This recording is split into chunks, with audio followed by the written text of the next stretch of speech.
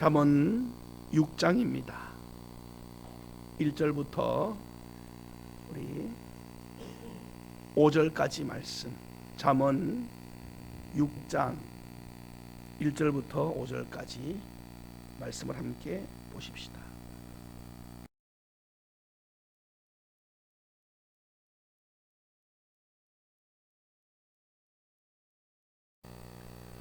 믿음의 길 제대로 가기라는 제목으로 함께 은혜를 나누고자 합니다. 사람이 행복하게 그러면서도 성공하기 위하여 꼭 지키고 해야 할 일들이 있습니다.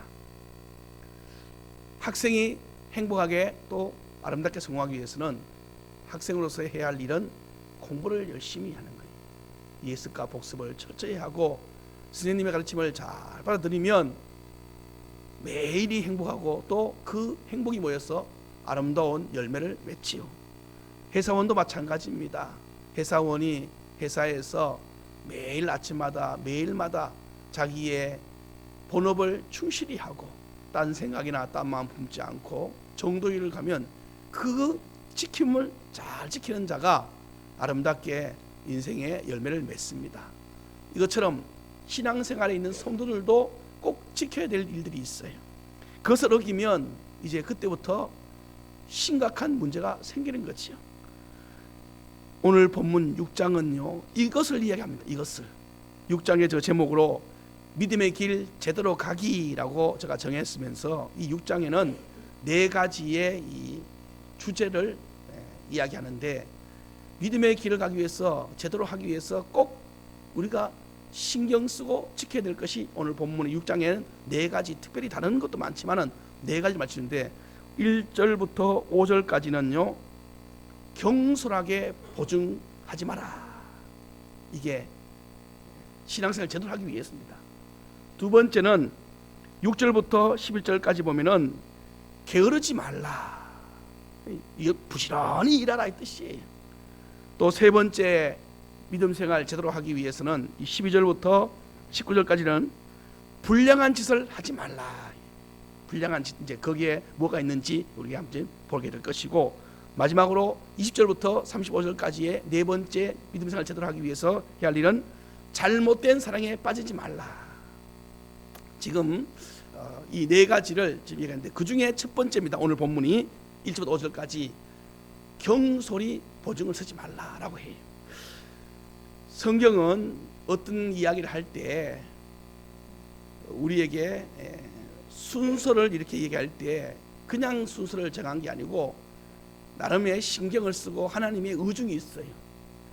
믿음 생활 제대로 하기 위해서 게으르지 않고 부지런하는 것도 좋고요, 나쁜 사랑에 빠지지 않는 것도 좋고요, 경솔히 나쁜 짓 하지 않는 것도 좋고, 보증 문제도 마지막으로 해결해야 되지만은 이런 여러 가지 중에서 첫 번째로 보증 문제, 돈 문제를 거론한 이유는 이 돈 문제가 성도들 사이에 믿음 생활 제대로 하는 데 있어서 가장 많은 걸림돌이 됐다는 뜻이에요. 그래서 제일 먼저 돈부터 걸리는 거예요. 돈부터. 성경은요 돈에 대한 이야기를 참 많이 합니다. 그때마다 항상 한번 성경에 나오는 돈 문제의 대원칙은 뭐냐면은 지난번에 우리 경제원칙 한번 봤지 않습니까? 따라해 봅시다. 돈의 주인은 하나님이시고 우리는 받은 바 맡은 것을 감당해내는 청지기입니다. 믿습니까? 이게 물질에 대한 대원칙이에요. 성경에 나온 물질입니다. 여러분이 가지고 있는 돈, 그거 내 것이라는 순간부터요 우리는 뭐가 생기냐면은 죄성이 나오기 시작해요. 그리고 그것 때문에 많은 잘못을 너무나 많이 지어요. 그러나 하나님의 것이라고 생각하는 순간부터 돈의 노예가 되지 않고 오히려 돈을 다스리는 믿음의 사람이 됩니다. 그리고 돈을 의지하여 살지 않습니다. 여러분과 제가 돈 없어서 못한다라는 말을 하지 않아요. 우리가 못하는 이유는 돈이 없기 때문이 아니고, 따라합시다, 믿음이 없기 때문에 하지 못하는 것입니다. 이게 여러분의 입에서 나와야 돼. 이게 이 말이 나오기 전까지는 여러분과 저는 아직도 돈 훈련을 받고 있는 거예요. 돈 문제에 딱 걸리면 내가 못하는 이유는 돈이 없어서가 아니라 믿음이 없어서 못합니다라는 말이 나올 때까지 우리는요 훈련받아요. 계속 거기에는 별별 훈련이 다 있습니다. 그 사람들 속에 들어보면 그 문제를 계속 추적해 보면요 그 안에 그 뿌리가 일만항의 뿌리가 돈이죠. 그러므로 저는 여러분들에게 이 돈 문제에 대해서는 확실한 성경적 가치관이 정립되기를 축복합니다. 오늘 이제 보증을 한번 보자 말입니다. 보증. 자 보십시오. 보증이란 것이 무엇이에요? 보증이란 단어는 그 사람의 경제적인 부분을 내가 책임진다라는 각서나 또는 서명입니다. 이게 내가 그 사람의 경제를 책임진다는 뜻이에요. 이게 보증이에요. 보증. 이건 서약서고 각서고 이거는 자기의 이 어떤 계약서 아닙니까? 그러면 보증을 선다는 것은 다른 말로 하면 그 사람의 인생의 미래의 경제 부분을 내가 해결해 주겠다는 뜻이거든. 그런데 여러분 원칙을 한번 보십시오. 사람이 사람을 책임져 줄 수가 없어요. 결론입니다. 결론. 왜 우리가 보증 문제에 단호하게 선을 그어야 되냐 하면은 나도 내 인생을 책임 못 지는데 어떻게 그 사람 사람을 책임져 주고, 두 번째 내가 설령 지금 돈이 있다 할지라도 내일 있을지 없을지 알아요 몰라요. 그런데 내일 그 사람의 경제 문제를 내가 가지고 있는 이 돈으로 이 보증 문제의 근본 이유가 성령에서 하지 말라는 이유는 내일의 너의 생명은 내 것이라 이거예요. 그리고 번역했잖아요. 돈은 하나님의 것이란 말입니다. 그런데 그걸 가지고 마치 내가 주인인 것처럼 쓴다면 그것보다 더 어리석은 자가 없다라는 거예요. 여러분이요 보십시오. 누군가가 보증을 써달라고 한다면 그 사람의 형편은 참 많이 힘들다는 것을 의미하는 건 사실이. 이런 어려움을 사실 모른 척 한다는 것은 기독교인으로서의 기독교 정신에 의하면 사실 우리가 말씀에 의하면 이웃을 사랑하고 도와주라는 말이 맞아요. 그래서 성경도요 우리에게 이웃을 도와주라는 말씀이 얼마나 많이 나온지 몰라요. 대표적으로 제가 읽어드릴까요? 여러분 다 알아요. 여러분이 제가 한번 읽어드릴게요. 내 하나님 여호와께서 주신 성읍에서 가난한 형제들이 너희 집 근처에 있거든 그 형제에게 마음을 완악하게 하지 말고 내 손에 웅기지지 말고 반드시 손을 펴서 그에게 쓸 것을 넉넉히 주라. 이게 성경적이에요. 성경적이에요. 그리고 또 한 가지는 말합니다. 너는 반드시 내 땅에 있는 형제 중에서 곤란한 자와 궁핍한 자가 있다면 내 손을 펴라. 이게 신명기 15장의 7절부터 11절까지 나오는 구절이에요. 이건 대표적으로 이웃 사랑의 구절입니다. 이 말씀을 본다면 이웃을 그냥 보내지 말라는 말이고 도와주라는 말이고 이건 하나님 사랑이고 또한 이웃 사랑이라는 큰 명제 아래에 있는 말씀이에요. 그런데 말입니다. 오늘 이 말씀을 보면은 또 보증을 쓰지 말라고 해요. 보증이라는 단어 자체가 뜻이거든 사람이. 그러면 이제 이 구절 두 가지가 상충된단 말이에요. 상충. 보세요. 율법에서는 도와주라고, 그것도 적극적으로 도와주라고 손을 펴라고 해놓고 또 오늘 본문은 말하기를 보증은 쓰지 말라고 해요. 그러면 우리 보고 이런 말이 이걸 쓰라는 건지 이걸 말하는 건지 결론을 제가 말씀드릴게요. 오늘 말씀은요 이겁니다. 이웃의 어려움은 적극적으로 도와주되 보증은 서지 말라. 이 말은 여러분이 말 장난처럼 보이지만 이 안에는 하나님의 원리가 숨어 있어요. 도와주는 것하고 보증 쓰는 것하고는요 전혀 별개의 문제입니다. 우리는 도와주는 게 보증 쓰는 거라고 생각해요. 사람들은 사단 마귀는 여러분과 저를 교묘하게 엮어. 먼저 결론부터 볼래요? 보증을 서준 결과가 어떻게 되는 것이 오늘 2절입니다. 결론입니다. 결론. 자 보십시다. 시작.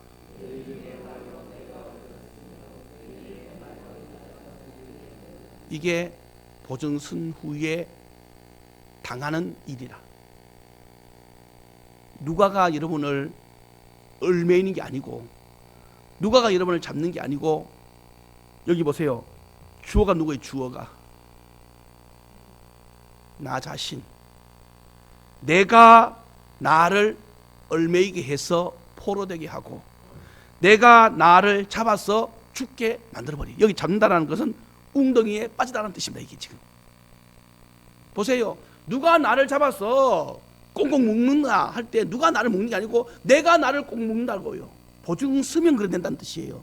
내가 나를 묶어요. 그리고 내가 나를 스스로 웅덩이가 다 집어 던져. 그래서 거기서 죽게 만들어요. 웅덩이에 빠지다라는 뜻인데 더 깊은 원어는 거기서 빼빼 말라 골아서 죽다 이 뜻입니다. 그게 보증을 잘못 쓰면 사람이 빼빼 말라버린대. 탐잠을 못 자서 골골한데 그래서 결국에는 아무것도 남지 않고 다 빼앗겨버리고 빈 털터리로 된대. 이거는 우리 주변에서 자주는 못 보지만 가끔씩 본, 저희 집에도 저희 윗대 할아버지들이 이런 일을 만나서 그 후손들이 고생을 많이 해요. 참 우리 선조들은 보증 문제에 대해서 참 관대했었어요. 그래서 아마 집집마다 이런 경험들이 한두 번 뭐 크든지 작든지 있었다. 참 많이 그 후유증이 오늘까지 있는 일도 있고요. 그래서 국가에서 법으로 이제 연대의 보증이라는 제도를 아예 없앴지 않습니까? 그래서 이제 더 이상 이 보증 문제에 대해서 많이 자유로워졌습니다만은 어쨌든 간에 오늘 본문 보십시오. 자, 그러면 이렇게 위험한데도 왜 사람들은 보증을 쓰는가? 이유를 한번 찾아보십시오. 이렇게 분명히 경고했고 이런 경험이 뭐 성경 경고가 아니라 인생 속에서 다른 사람이 그렇게 했던 것을 보면서 그래 된 걸 알면서도 우리가 거기에 또 빠져든단 말이에요. 왜 그러냐? 제가 나름대로 성경적인 이 정신과 또 주변 사람들과 또 다른 많은 말씀에 비추어서 보면 몇 가지를 찾아냈는데 그 중에 한 가지가 뭐냐면은 체면이나 의리 때문에. 체면이나 의리 때문에 보통 사람들은 보증을 서주지 않으면 대부분 하는 말이에요. 의리가 없다는 말부터 시작해요. 그리고 우리의 양심의 호소예요. 그리고요 우리 보고요 특별히 교회 다니면 더더욱 사랑이 없대요. 장로님이 돼가서 권사에 대해서 교회 다니는 사람이 그렇게 사랑이 없냐고. 교회 다니지 않는 사람이요 다른 때는 다 핍박하면서 보증 쓸 때만큼은 우리한테요 사랑이라는 이야기를 끄집어내면서 우리한테 도전해 와요. 이럴 때 그래서 보증 쓰지 않으면 뭐가 되느냐 하면은 죄인 돼버려. 죄인. 빌리러 온 사람이 나를 죄인 만들어버린다니까. 보증도 안 서주면서 사랑도 없으면서 그것도 그러면서 성도냐고 그러면서 그 교회 다니냐고 하면서요 오히려 얼마나 큰 소리 치는지 몰라요. 보증을 부탁을 온 사람은 오히려 큰 소리 뻥뻥 치고 보증을 서지 않는 사람은 오히려 죄인 되고 미안함 때문에 죄인 돼서 아무 말도 못하는 그런 신자예요. 그런데 중요한 건 보십시오. 이 미안함 때문에 말입니다. 이런 이 인간적인 체면 때문에 마지못해 도장을 찍어줍니다. 그러면 한 번의 미안함을 못 이겨서 결국에는 보증 쓰면 거의 8, 90%는요 일단 사람을 잃어버려요. 그 다음에 가족이 무너져요. 이걸 교회를 가져오면 교회에서만 이런 일이 있으면요 교회에서 이런 일이 있으면 일단 본인의 신앙을 잊어버려요. 상대방의 신앙도 잊어버려요. 그리고 둘 다 못 견디고 교회를 떠납니다. 그리고 밖에 나가서 이렇게 말하는 거예요. 교회가 사랑이 없어서 자기가 실수한 건 모르고 핑계를 대기 시작해요. 사람들은 항상 무슨 일을 할 때요 여러분들이 항상 조심해서 해야 될 것 중 한 가지가 무슨 일을 할 때 나의 정당성을 항상 찾습니다. 그것은 벌써 내 속에 나의 죄성을 드러내려고 하는 욕심의 발로입니다. 무슨 일을 할 때 말입니다. 나의 정당성을 찾지 말고 따라합시다. 주여 나의 허물을 용서하여 주옵소서. 이것부터 가야 돼요. 이것부터.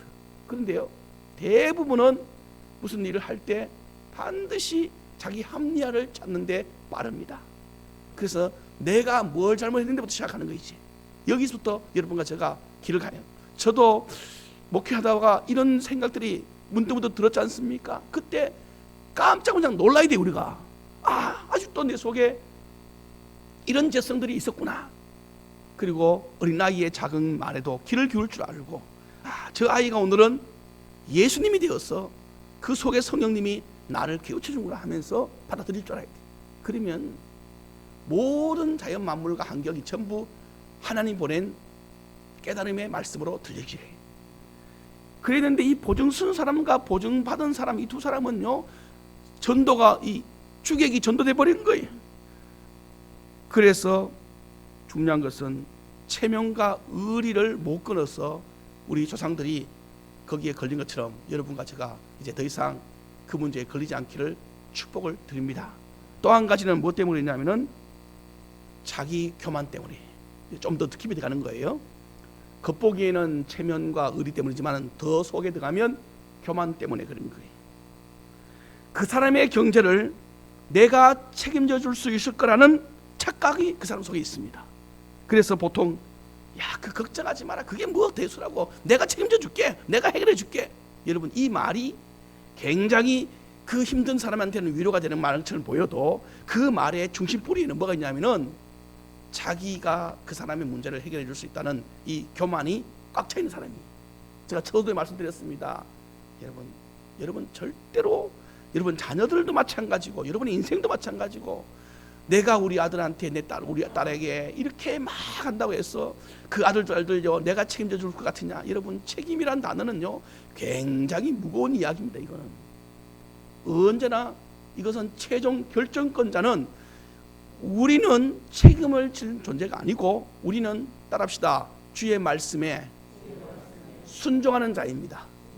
이 말은 다른 말로 하면은 도장 찍는 자가 아니고 도장 찍힌 말씀을 받아서 따라갈 뿐이란 뜻이에요. 이게 도장 찍는 자는 누구냐 하면은 하나님이시. 하나님.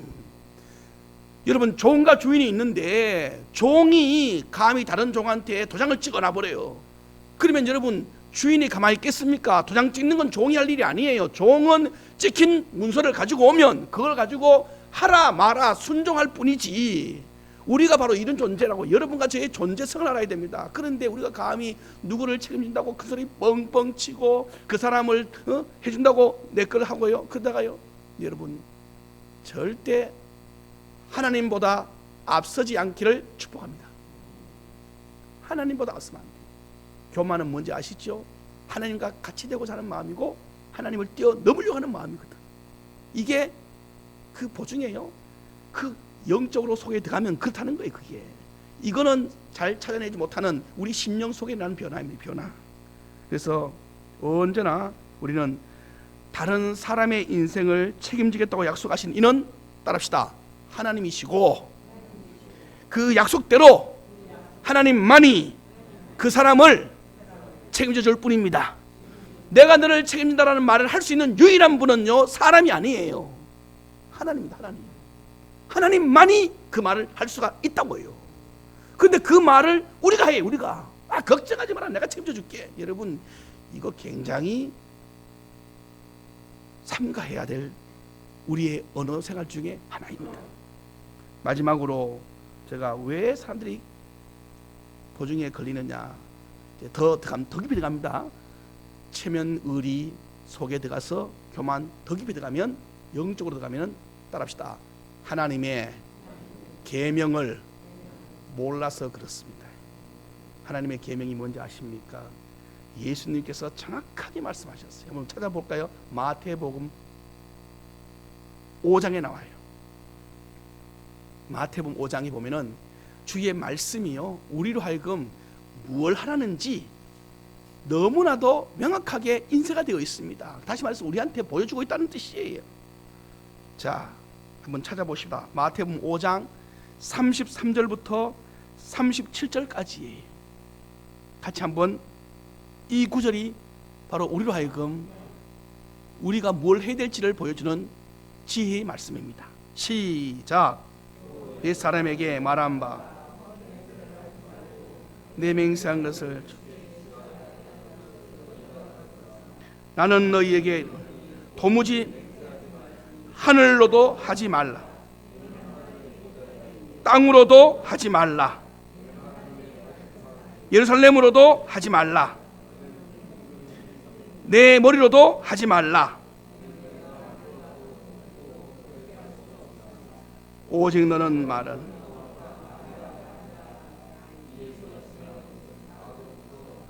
할렐루야. 이 구절이 보증이라는 연결 단어와 연결시키면, 보증이 뭐예요? 맹세입니다. 맹세. 여러분, 보증이 맹세예요. 성경 분명히 말합니다. 하늘로도 땅으로도 성전으로도, 아니 네 머리로도 하지 말아요. 왜? 여러분과 제가 할 수 있는 게, 우리의 머리카락 하나도 희고 검게 할 수 없는 게 우리라 이 뜻이에요. 그런데 얼마나 우리가요 이 월권 행위를 하는지 몰라요. 그래서 오늘 잠언 6장 2절처럼 내가 나를 밧줄로 꽁꽁 묶어서 나를 포로 만들어 버리고, 내가 나를 웅덩이에 던져 넣어서 빼빼 말라서 죽게 만들어 버리. 남 탓할 거 하나 없는 거 있지. 참 교회 생활하면서 내가 제일 마음이 아팠던 것들 여러 가지가 있지만은 그 중에 한 가지가 보증 문제에 걸렸어요. 참 많이 아파하는 성도들을 여러 명 만났습니다. 그래서 다 일이 터지고 난 다음에 같이 막 무너지는 상황에서 목사님 어떻게 하면 좋냐고,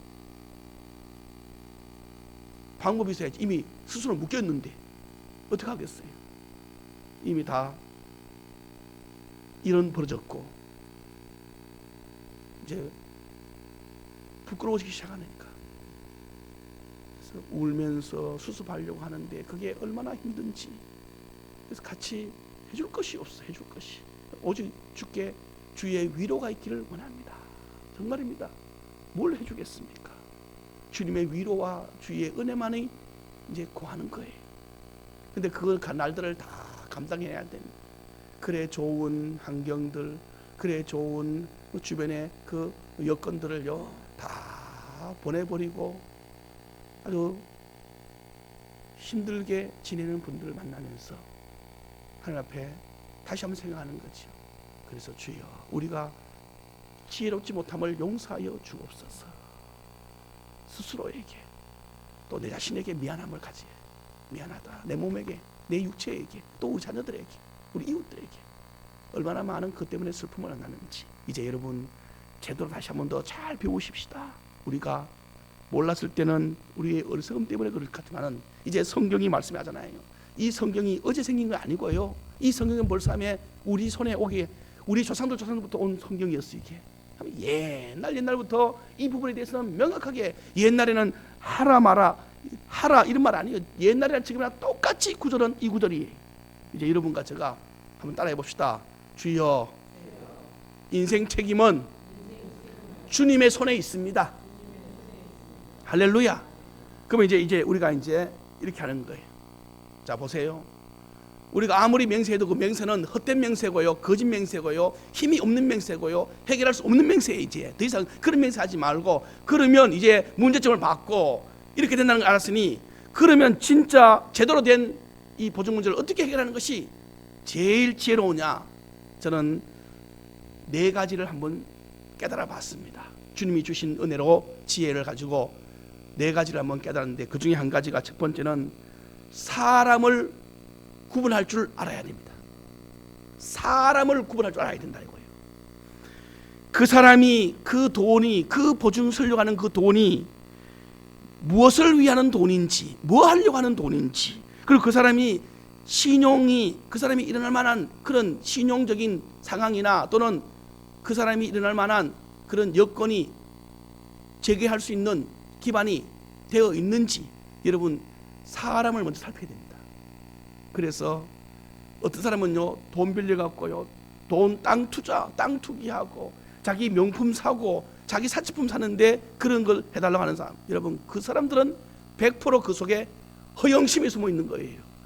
허영심을 채우기 위해서 보증 서는 것은 정말 이거는요 사자 머리에 내 머리를 집어넣는 것과 똑같은 거예요. 그거는 여러분, 그래서 살펴야 된다고요. 그리고 또한 보증은 뭐예요? 은행이 왜 보증을 서라 하는지 아시지요? 은행이 못 믿겠다는 거예요. 은행이 못 믿겠다고 말하는 사람이라면 여러분도 한번 생각해 봐야 될 거 아닙니까? 은행이 왜 보증을 요구하는 거예요? 이 사람의 신용 문제에 은행이 제고하고 싶다는 거예요. 지금 근데 은행도 못 믿는, 은행이 믿지 못하는 그 사람을 여러분과 제가 무슨 재주로 그 사람을 일으킵니까? 그러니 여러분과 제가 지혜롭게 하셔야 돼. 이 말은 다른 말로 하면 처음부터 보증을 세울 만한 그런 일을 하지 말라는 말이 이 말이지. 우리가 다른 사람에게 보증을 쓰라고 한다는 것은 그 사람에게 부담을 많이 주는 거예요. 이 말은 이 말이 내 입에서 나오지 않게 하라 이 뜻입니다. 따라합시다. 주여, 내 평생에 사람에게 내 일로 보증 서게 하는 일이 없게 하옵소서. 이 기도를 해. 이 기도를 해야 돼. 이 기도를. 이 기도가 진짜 기도예요. 주여, 내 평생에 내 집안의 일이나 내 개인적인 일로 말미암아 누군가에 가서 보증 서달라고 부탁하는 일이 절대로 없게 하옵소서. 이 기도를 하라는 뜻이에요. 이 말이 지금 이 말이 여러분과 제가 사람을 구분해 내야 됩니다. 그래 여러분이 올무에 걸리지 않아요. 두 번째는요, 나를, 사람도 알아야 되지만 또 하나는 뭐냐, 나를 알아야 돼. 나를 알아야 돼. 자기를 알아야 돼. 자기. 내가 지금 그 사람에게 줄 만한 능력이 되는지 없는지, 그냥 허영심에 돌아서 그냥 큰소리 뻥뻥 치고 싶어서, 교만해서 그 사람 앞에서 내 자신을 과시하고 싶어서, 나 그 정도 돼, 걱정하지 마. 여러분이요, 내 자신이 가지고 있는 이 현재의 내 모습을 발견해야 돼. 우리는 항상 부족분의 모습으로 삽니다. 그러니 언제나 좀 섭섭할지라도 내 상황을 솔직하게 드러내는 것이 지혜입니다. 지혜. 당신의 관계와 나의 관계 속에서 100% 내가 주고 싶지만 내가 지금 상황이 이것밖에 안 된다. 솔직하고 정확하게 이야기해 줘야 돼. 그리고 지금 내가 할 수 있는 게 이것밖에 없다. 그러니 보증이란 단어는 나한테 말하지 말고 이것밖에 없으니까 이거라도 도움이 된다면 가져가시고 내가 당신을 위해서 주께 기도해 주겠다. 그리고 그것이 받지 않는다 할지라도 여러분의 삶에 그것 때문에 올무에 걸리지 않는 한도 범위 안에서 사랑을 베푸시기를 축복합니다. 이게 지혜. 그렇다고 하면 여러분과 제가 해야 할, 그리고 또 한 가지는요, 혼자 결정하지 말고 반드시 가족과의 동의를 구해야 돼. 결혼하기 전이라면 부모님의 동의를 구하고, 결혼했다면 그 상대방 배우자와 아내든 남편이든 동의를 구했을 때 온 집안, 여러분이요, 나의 하나의 잘못 때문에 온 집안 전체가요 공동체의 어려움을 만납니다. 내 혼자 문제 아니에요. 그러니 공동체가 문제를 만나니까 공동체와 함께 상의하는 것이 맞죠, 이제. 그런데 우리는 대부분 다 아버지 혼자서 해결해 놓고 책임은 엄마한테 넘기는 것이 이 가정이라, 이게. 그러니 얼마나 힘들겠습니까? 잊지 마십시오. 지혜는 혼자 결정하는 게 아니에요. 합력해서 같이. 그렇지 않으면 나중에 수습하자고 하면 너무나 어려워요. 마지막 네 번째는 오늘 본문에 나와요. 보증을 섰단 말입니다. 만약에. 그러면 어떻게 되느냐. 자, 오늘 본문 가서 보세요. 3절 보세요. 3절 시작. 내 아들아. 아멘. 보세요. 내 이웃의 손에 빠졌으니, 이 말은 보증 섰다면 이것도 모르고, 그러면 이렇게 하라. 어떻게? 그 다음에 시작.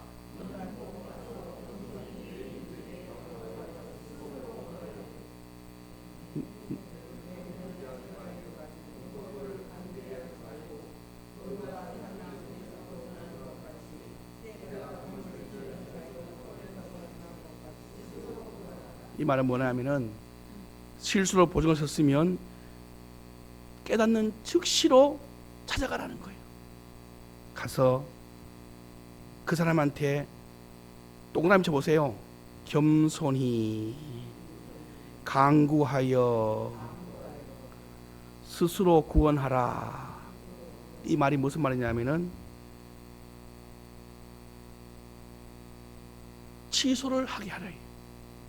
취소. 그런데 이 취소하는 모습 보세요. 모습.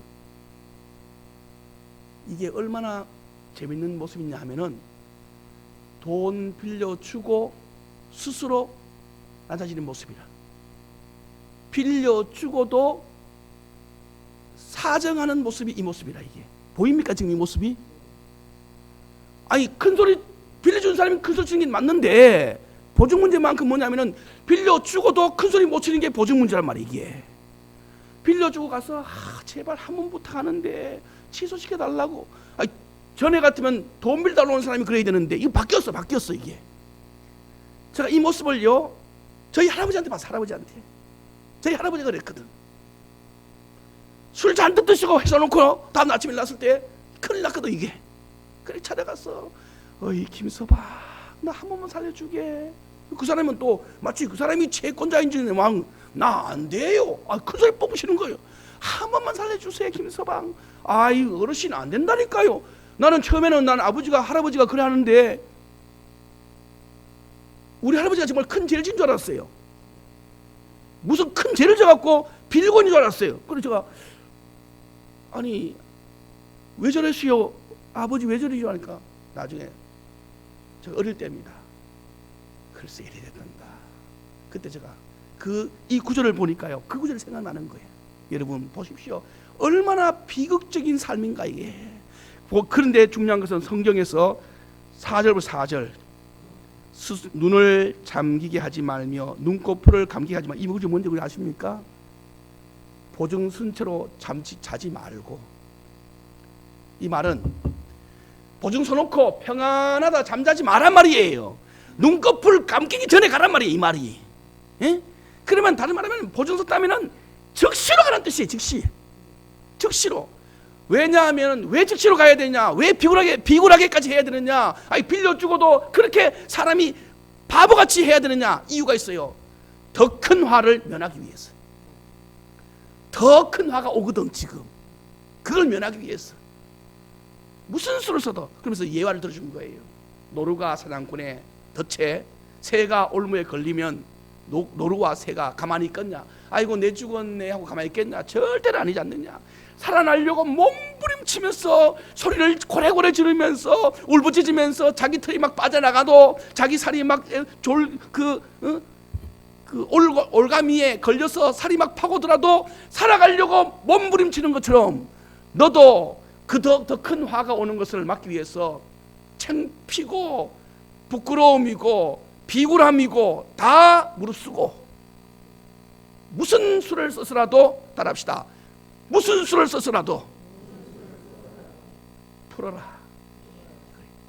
이 정도까지 성경이 이야기하면 이제 여러분과 제가 뭘 해야 되는지 깨달으시기를 바랍니다. 성경이 이렇게까지 저는 보증 문제를 가지고 이렇게까지 얘기한 줄은 몰랐어요. 저도 이 구절을 이렇게 오늘 우리가 말씀 보는 중에 이렇게 설교 준비하다가 하나님께서 이렇게까지 보증 문제에 대하여 아주 경계를 하고 계신다는 것을 그냥 보증 쓰지 마라 정도로 제가 들었는데 말씀 속에 있는 걸 깨닫고 얼마나 이게 우리 인생을 힘들게 했으면. 여러분이요 잊지 마세요. 처음부터 우리는 보증을 부탁하지 않는 사람 되시기를 축복합니다. 그리고 설령 그렇게 된다면 제가 얘기했죠.